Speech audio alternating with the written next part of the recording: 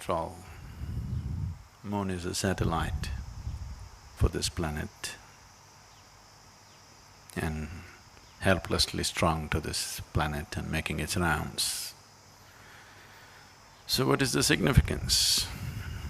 Why these full moons and no moons are held significant?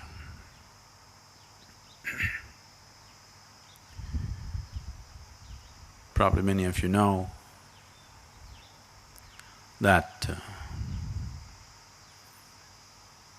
you may not know, I hope you do not know this by experience.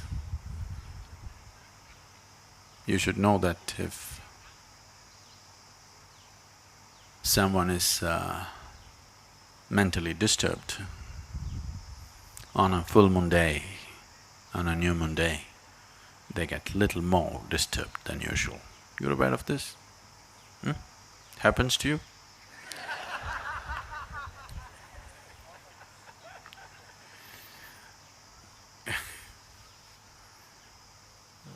Say yourself, you just bear with me, don't worry about the camera.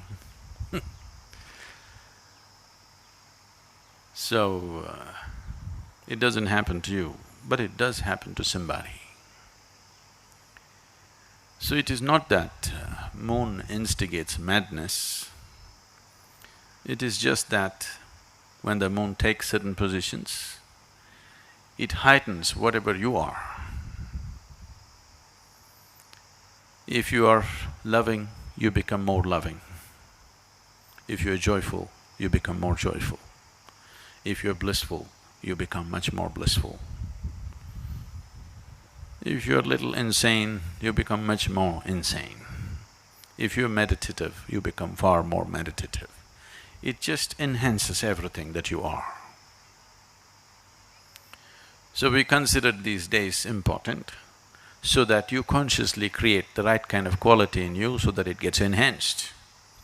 Today is Paurnami, in the morning you get up and you be in a certain way, you create a certain quality in you so that by evening that quality is enhanced. So whatever the qualities that you are, so that you start engineering it more consciously than being a victim of unconscious eruptions within yourself. So the moon does not make you mad or meditative, it just enhances whatever you are.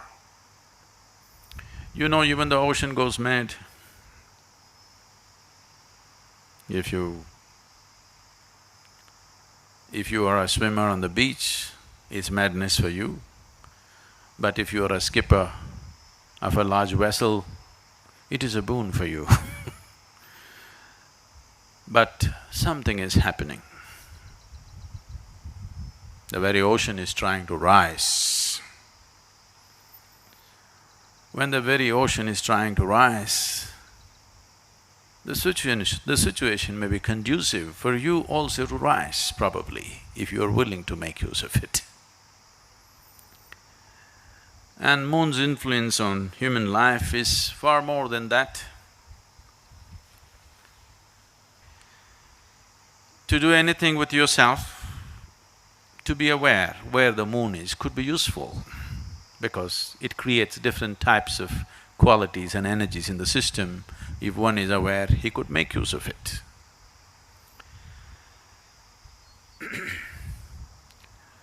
In English language,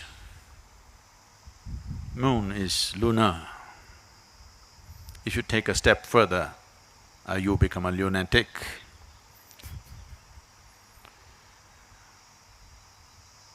So generally, the influence of the moon is considered illogical. Anything illogical, generally in the West got labeled as madness or insanity. But here, we always saw the limitations of logic. Logic is very useful to conduct the material aspect of your life. If you want to do your business, you want to build a house, you want to do all the things in the world, you have to be logical, there is no other way to conduct it. This is the problem with us. To conduct the outside, we call the divine. To conduct the inward, we try to go at it logically. Both won't work for us.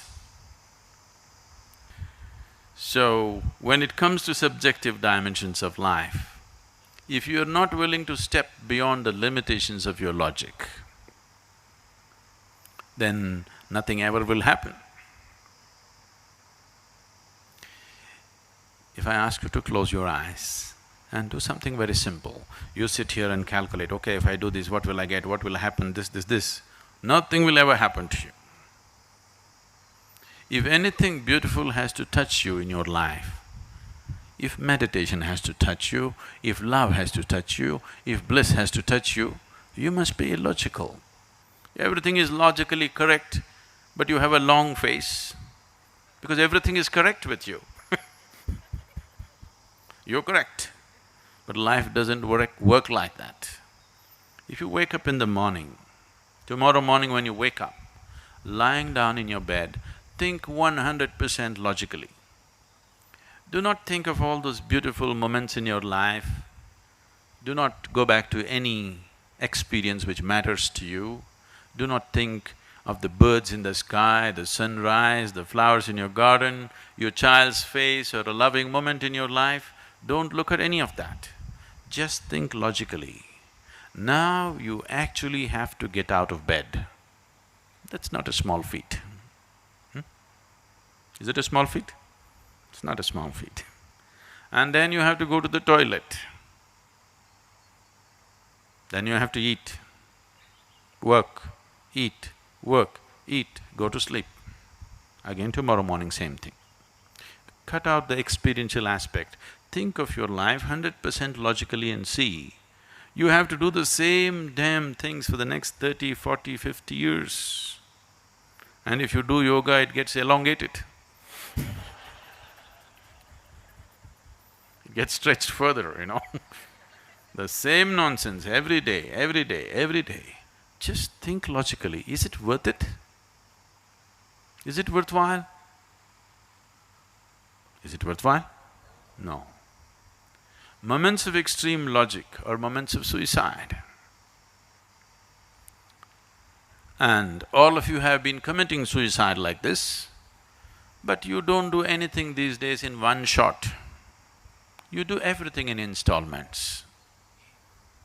You're committing suicide also in installments.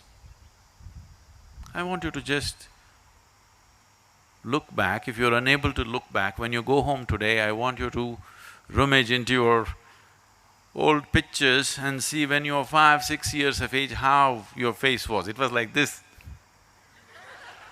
Now, it's getting longer and longer. So, if you have to step out of your logic, unless you do it in a certain way, it sounds senseless. Because right now, your idea of sense is only logical, isn't it? But please see, the most beautiful moments in your life have happened to you only when you kept your logic aside a little bit. Yes? Logically examine your love affair and see, it'll be the most stupid thing you can do. Really. Yes or no? Maybe it's the most beautiful thing in your life, but logically dissect your love affair and look at it, it is the most idiotic thing you can do. But it might have become the most beautiful experience in your life. So the logical dimension of life and the experiential possibility of who you are diametrically opposite. So in yoga, we look at you as two aspects, the sun and the moon. You've seen the symbolism? You've heard of the word hatha, hatha yoga? Hatha means means sun, tha means moon. So these are the two dimensions. There are various symbolisms for this. You have seen Shiva being represented as half man, half woman, all these things to suggest there is a logical dimension to you and there's a dimension beyond that. If you do not explore both, you will be an incomplete human being. or you will be only half alive. So when we say a spiritual process or yoga or whatever, what we're looking at is how to become a full-fledged life process, not a half-life process. Just the body is alive, that's not good enough. Everything in you should be aflame.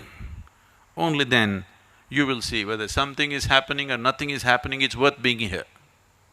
If you sit here, it's worth being here.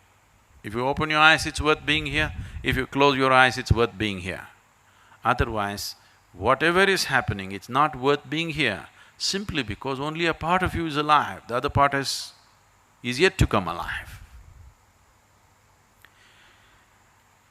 So the moon, today being a full moon, the clouds are hiding it, but don't worry.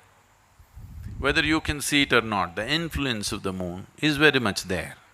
Because on a no moon day or a new moon day, the influence of the moon is far more than on the full moon day. So whether you perceive something or do not perceive something is not the issue, the influence is anyway there. There is a logical element to you which helps you to handle the material well. There's a dimension beyond logic, without it the subjective dimensions can never be accessed.